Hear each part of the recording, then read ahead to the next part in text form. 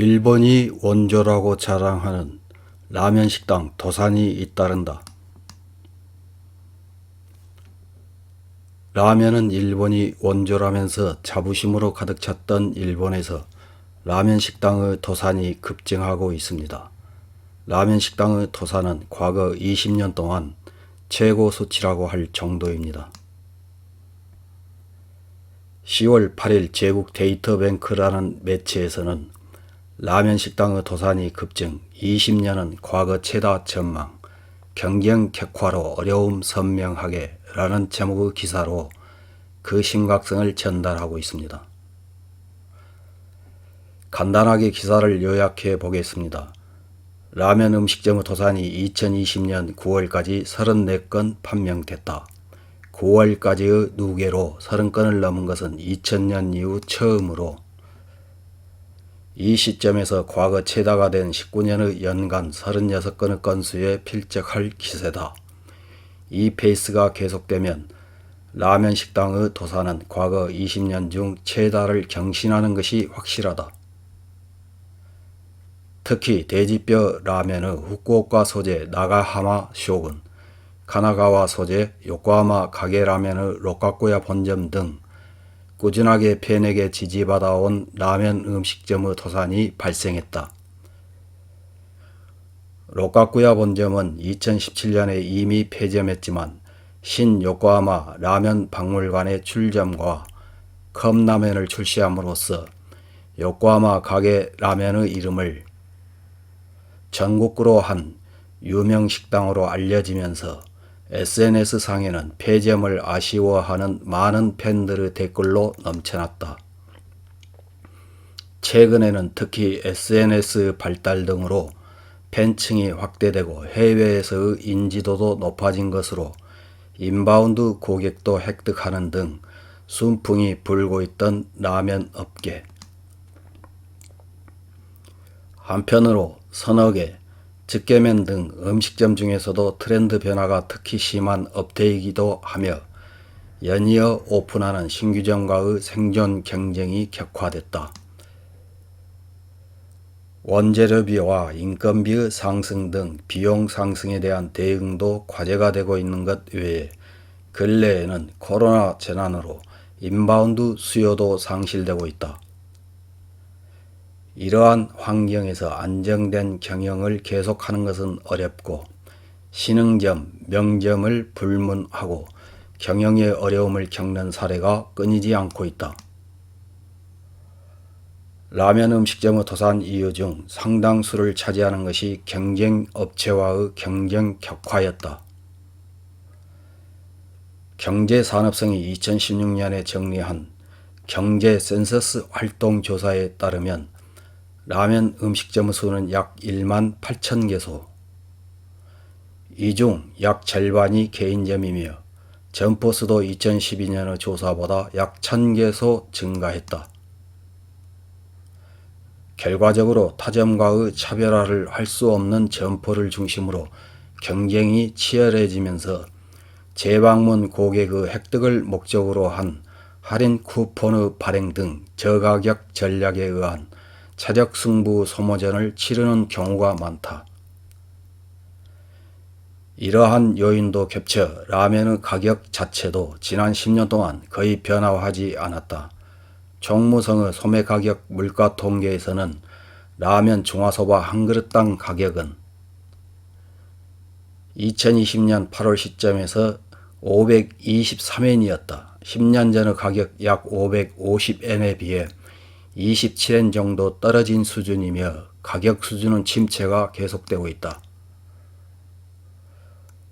라면점 대기업에서는 확대 노선에서 전환, 실적이 저조한 점포의 폐쇄를 급속도로 진행하고 있다.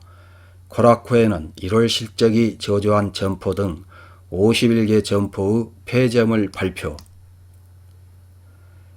코로나 재난에서의 수요 급감도 있어 최종적으로 2020년도 4월에서 6월까지의 점포는 전년 동기 대비 77개점 감소했다.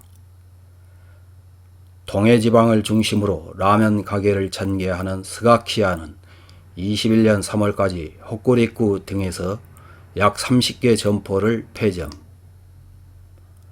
JB11도 운영하는 일각 개당 등에서 실적이 저조한 6개 점포의 폐점을 발표하고 있다. 시장조사 회사인 후지경제에 따르면 2020년의 외식 시장은 작년 대비 80% 정도의 수준인 약 28조 원까지 축소될 것으로 추정한다. 이런 가운데 라면 업태에서도 향후 패스트푸드 등 다른 저가 업태 외 내식 수요 확대를 배경으로 우버이츠 등 택배 수요, 테이크아웃 시장과도 경쟁이 예상된다.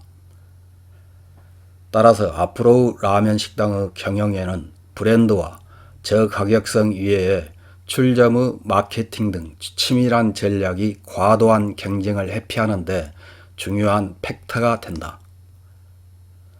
라면 식당의 도산에 관한 기사를 본 일본 네티즌들은 어떤 댓글을 달았는지 몇 개 확인해보고 마치겠습니다. 첫 번째 댓글입니다. 코로나로 도산하는 수가 과거 최고가 되어버린 것은 있지만 경쟁점과의 경쟁 격화와 가격 변의 문제는 최근의 큰 과제, 저가격 전쟁으로 가격이 1,000엔을 넘을 수 없는 1,000엔의 벽 문제도 있다. 소바업계처럼 향후 1,000엔을 넘는 라면 음식점과 저가격의 라면 가게가 제대로 공존할 수 있는 형태가 만들어지면 생존 가능성은 남겨질 것이다. 다음 댓글입니다. 아저씨층으로서는 10년 전에는 주말에 자주 먹으러 갔지만 나이가 들면서 다 먹을 수 없게 되거나 건강도 걱정되고 먹으러 나갈 기력과 체력도 줄어들었다. 젊은 층은 아저씨층에 비해 인구 밀도가 좀 낮다. 결국 수요와 공급의 균형이 무너진 것은 아닐까. 다음 댓글입니다. 관광객이 오지 않으면서 예전 같으면 그다지 맛없는 라면집에도 관광객으로 가득 찼지만 지금은 팔이 날리고 있잖아. 그런 가게에는 일본인은 가지 않기 때문에 점점 망해가는 것은 어쩔 수 없네요. 좀 더 일본인이 와줄 맛과 가격에 슬슬 접근해야 할 때라고 생각한다. 다음 댓글입니다. 일본은 저출산 고령화로 인구 감소, 위장 축소가 명확하기 때문에 시장이 축소된다. 라면 업계는 점포수가 늘었지만 차별화할 수 없는 가게는 코로나 재난도 있어 도태되어 갈 것이다. 객수, 객단가, 내점 빈도 중 하나를 상승시키지 않으면 이 경쟁에 살아남을 수 없다. 다음 댓글입니다. 맛있다고 들어서 가보니 확실히 맛있지만 맛이 너무 완성되었다고 할까. 한번 가면 벌써 좋아지는 가게도 있습니다.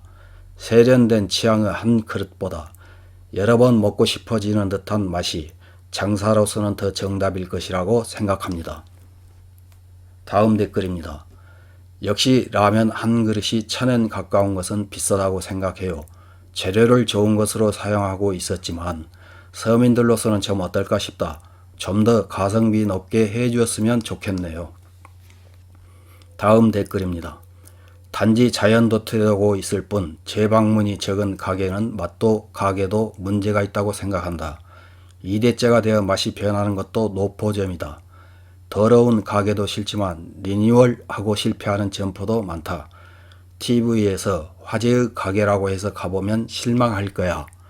이상입니다.